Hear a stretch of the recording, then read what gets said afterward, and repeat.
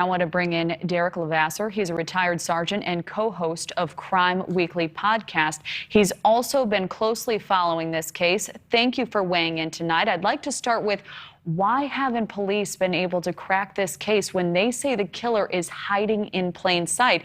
And police have likely interviewed the killer. What is the missing link here?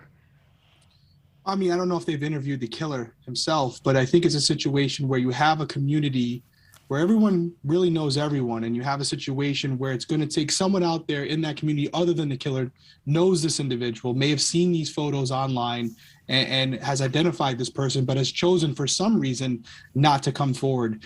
As far as why it hasn't been solved yet, it's a lack of cooperation on that part. It's also the fact that we don't really know what they have and what they don't have. Do they have DNA? Do they have other information about this individual that they have specifically chosen not to release to the public at this point? You know, the previous person who was just speaking was talking about Keegan Kline. This is someone who they had contact with back in 2017, and yet we're only learning about him now. So there are reasons behind why they're doing what they're doing. And I think as this goes forward, especially now, we are going to get a deeper insight into how close they really are to solving this case. And what kind of connection do you think there could be between this fake social media account and the Delphi murders?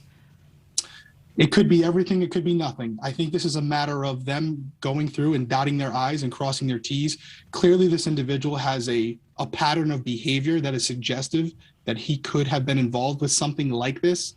I'd be really interested to find out whether or not, I know from what we know, Libby or Abby did not have direct contact with him. However, we do know that Libby had her phone. I'm in constant contact with her sister, Kelsey.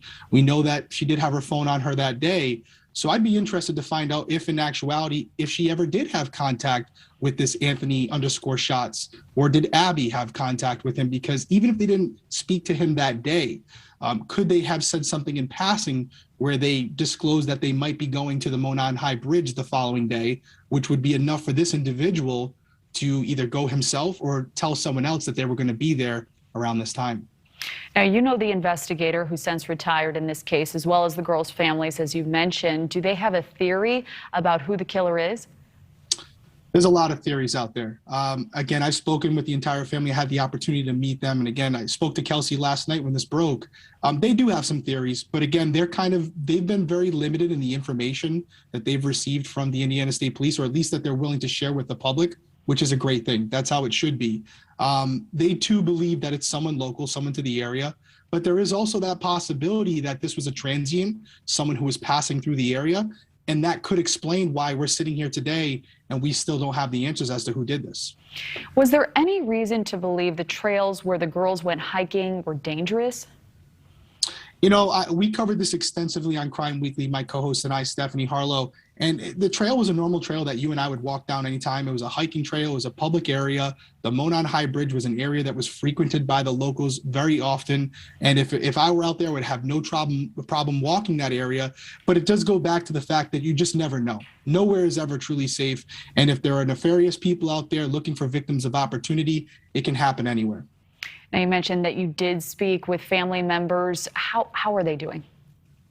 They're cautiously optimistic. They've been dealing with this for a long time. I spoke to Kelsey right before coming on here, and she just wanted to emphasize the fact to all of your viewers out there to keep it focused on what Indiana State Police is looking for, and that's information regarding anyone who may have had contact with this user profile. I would implore everyone out there, don't get caught up on Keegan Kline yet. If you had contact with this user profile, even though it might seem minimal, please contact authorities, because what they may be doing is establishing a pattern of behavior. Something that happened with you, although minimal, may connect another dot that you're not even aware of. So if you had contact at any point with this username, please contact authorities. She definitely wanted me to relay that to everyone out there.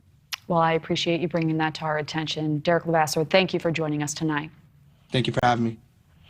Thanks for watching. Click the red subscribe button below so you can get more of NewsNation's fact-driven, unbiased coverage.